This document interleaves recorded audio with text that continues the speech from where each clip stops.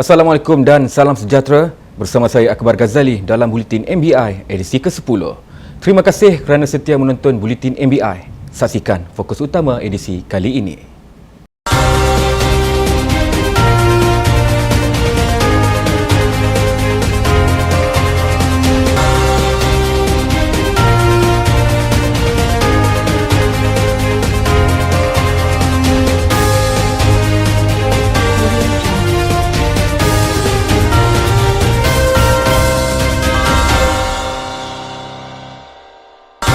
Projek pelancongan warisan Ipoh rancak sektor pelancongan tempatan. Perak yakin capai tahap kualiti persekitaran terbaik. MBI bangun semula pusat inovasi dan sumber kreatif Perak Pinsa.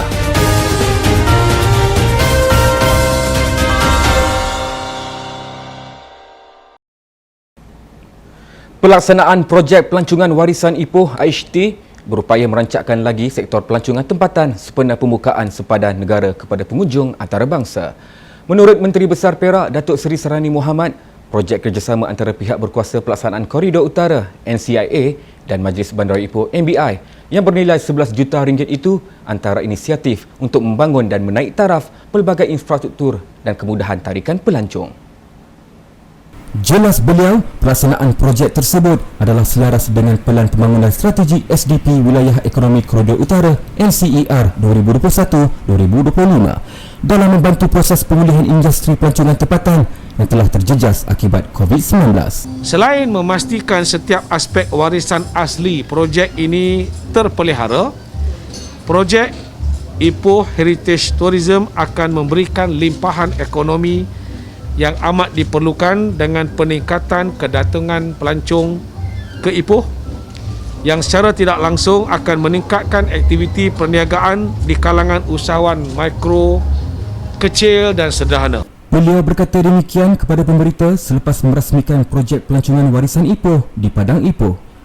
Hadir sama Ketua Eksekutif NCIA Muhammad Haris Kadir Sultan, Setiausaha Kerajaan Negeri Datuk Ahmad Suhaidi Abdul Rahim dan Datuk Bandar Ipoh Datuk Rumaizi Baharin. Projek IHT yang dibangunkan pada 2 September 2020 dijangka siap sepenuhnya pada suku pertama 2024. Komponen utama projek tersebut adalah pertunjukan visual dan bunyi berkonsepkan pemetaan cahaya pada fasad bangunan yang dapat mengetengahkan budaya, seni, karya dan lokasi tarikan pelancongan. Kerajaan negeri berhasrat untuk menjadikan Perak sebuah negeri yang bersih, hijau dan mempunyai standard kualiti persekitaran terbaik. Menurut Esko Kesihatan, Sains Alam Sekitar dan Teknologi Hijau Negeri, Muhammad Akmal Kamarudin, matlamat itu akan dicapai menerusi Pelan Perak Sejahtera 2030. Jelas beliau, pelan tersebut merupakan inisiatif baru yang diperkenalkan kerajaan negeri dan antara dasarnya adalah kelestarian penggunaan sumber dan alam semula jadi. Dan kerajaan negeri komited untuk menjadi peneraju kelestarian sumber dan alam sekitar di negeri ini. Adalah diharapkan melalui penganjuran program-program yang berkaitan dengan kesedaran alam sekitar ini yang dapat mewujudkan satu jalinan kerjasama di antara agensi-agensi di bawah kerajaan persekutuan, kerajaan negeri dan pihak yang berkepentingan dalam usaha-usaha pemuliharaan dan perlindungan alam sekitar di negeri Perak dan seterusnya menerapkan nilai-nilai murni alam sekitar. Beliau berkata demikian ketika berucap pada Majlis Pelancaran Sambutan Hari Bumi Sedunia dan Soft Launch Hari Alam Sekitar Negara peringkat negeri Perak di Taman Dr. Srinivas Sagam di Ipoh yang turut dihadiri Datuk Bandar Ipoh Datuk Rumaizi Baharin.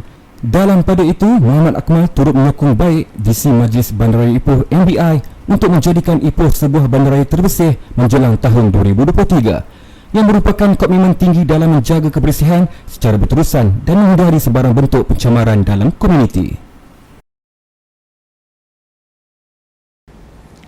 Pengaktifan semula Pusat Inovasi dan Sumber Kreatif Perak Pinsa di Meru Raya Ipoh yang terbiar sejak 4 tahun lalu tidak melibatkan sebarang dana awam. Datuk Bandar Ipoh, Datuk Rumaizi Baharin berkata, studio bernilai 20 juta ringgit yang dibina pada tahun 2011 itu akan dilaksanakan mengikut model perkongsian awam swasta atau Public Private Partnership PPP. Menurut beliau, Majlis Bandaraya Ipoh MBI telah mendapat penyelidikan kuasa pajakan studio berkenaan dan pihaknya bertanggungjawab merangka pengaktifan semula yang berkemampuan menjana ekonomi seni budaya di Bandaraya Ipoh. Kita ambil balik, kita bangunkan semula. Itu maksud saya tu, kita bangunkan semula dengan new model. Maknanya kalau model tradisional kita minta peruntukan kerajaan, kita inject. This time around tak ada. Saya katakan ini sama, kita gunakan yang dikonsider sebagai PPP, Private Partner Partnership. Kita cari investor, inject ni, dan kita bangunkan. Tidak menggunakan dana awam. Beliau berkata demikian dalam sidang media selepas melawat bangunan Pincer di Meru Raya di Ipoh. Hadir sama Ketua Pegawai Eksekutif Pincer MBI Studio Senang Berhad, Kafi Yi, dan pengarah eksekutifnya, Alianto. Dalam perkembangan lain, gabungan pengurusan antara Majlis Bandaraya Ipoh MBI dan Pincer MBI Studio Senang Berhad dilihat akan merancangkan lagi hub industri kreatif negara. MBI yakin studio Pincer yang dibaik pulih semula pasti menarik penggiat seni dari dalam dan luar negara menggunakan perkhidmatan yang disediakan. Pasukan yang kita pilih, mereka ni adalah pemain seni sendiri, kan? Jadi sebenarnya macam ni, kita gabungkan dua elemen. Satu, kita libatkan pemain seni, dan satu kita libatkan seni pengurusan yang daripada Majlis Bandaraya Ipoh. So kita ada dalam bahasa Inggerisnya, kita ada orang-orang yang book smart, maknanya management people, dan also orang the street smart. Street smart ni orang yang betul-betul art on the ground lah, kan? That's these people lah. So memang nama-nama ni kita memang panggil mereka sendiri, bergabung dan kita buat. Sebelum ini, media telah melaporkan Pincer dijangka beroperasi pertengahan tahun ini yang mampu menarik minat pelabur industri kreatif luar negara, antaranya Indonesia dan China. Antara fasiliti yang terdapat di studio berkenaan adalah layar hijau, studio kreatif, perkhidmatan khusus dalam pengeluaran muzik, rakaman suara, rakaman multimedia dan perkhidmatan audio. Bersempena Hari Bumi Sedunia 2022, sebanyak 5 pohon pokok tekoma atau sakura Malaysia ditanam di persisiran tebing Sungai Kinta, Riverfront di Ipoh. Penanaman pokok tekoma inisiatif Lion Club of Perak Silver State dengan kerjasama Majlis Bandaraya Ipoh MBI bukan sahaja dapat melestarikan kehijauan alam sekitar, malah dapat menjadi tebing Sungai Kinta menghijau dan menarik. Usaha itu juga dilihat mampu memberikan tarikan kepada pelancong sekiranya pokok tersebut membesar dan berbunga lebat. Terdahulu, Esko Kesihatan Sains Alam Sekitar dan Teknologi Hijau Negeri Muhammad Akmal Kamarudin dan Datuk Bandar Ipoh Datuk Rumaizi Baharin serta Presiden Lions Club of Perak Silver State Dr. Richard Ng telah menyempurnakan penanaman pokok berkenaan. Hadir sama pada program itu Pegawai Daerah Kinta Mio Hizbullah Nur Abdul Malik, YDP PIBG SMK Raja Perempuan Ipoh Muhammad Syarizal Azmi dan Pengetua SMK Raja Perempuan Ipoh Wizarul Zahrin Muhammad Razi. Majlis Bandaraya Ipoh MBI membuat permohonan maaf kepada warga Kota Ipoh susulan kelewatan kutipan sampah di beberapa kawasan di bandaraya ini. Pihak MBI sudah maklum berhubung gangguan kutipan sampah khususnya di kawasan Manjoy, Meru Raya, Puncak Jelapang dan Kelebang berikutan pihak kontraktor Maju Perak Utilities Management Sediaan Berhad MUMSB menghadapi kekangan pekerja sejak April 2022. Dalam satu kenyataan, Datuk Bandar Ipoh Datuk Rumaizi Baharin berkata, disebabkan masalah itu, MBI telah mengambil tindakan segera, antaranya termasuklah melantik kontraktor sementara kutipan sampah bagi membantu MUMSB dan mengambil pekerja tambahan bagi kerja-kerja kutipan sampah. Tambah beliau, anggota pembersihan MBI juga akan membantu kerja-kerja kutipan sampah selain turut membeli 4 lori kutipan sampah baharu yang dijangkakan akan tiba pada bulan Jun depan. MBI memohon maaf atas ketidakselesaan yang terpaksa dihadapi oleh masyarakat kesan daripada kelewatan kutipan sampah.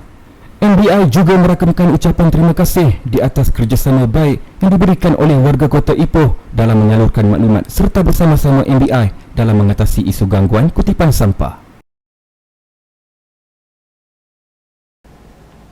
Baiklah saudara, paparan itu menutup buletin MBI edisi ke-10. Sehingga berjumpa lagi pada edisi yang akan datang. Saudara, pada 27 Mei setiap tahun adalah merupakan tarikh sambutan Hari Bandaraya Ipoh. Oleh itu, marilah sama-sama kita meraihkannya. Saya mewakili kru penerbitan ingin mengucapkan selamat menyambut Hari Bandaraya Ipoh ke-34 tahun ini. Diharapkan Ipoh kekal menjadi sebuah bandaraya terbaik dan maju. Untuk itu, Assalamualaikum dan salam hormat.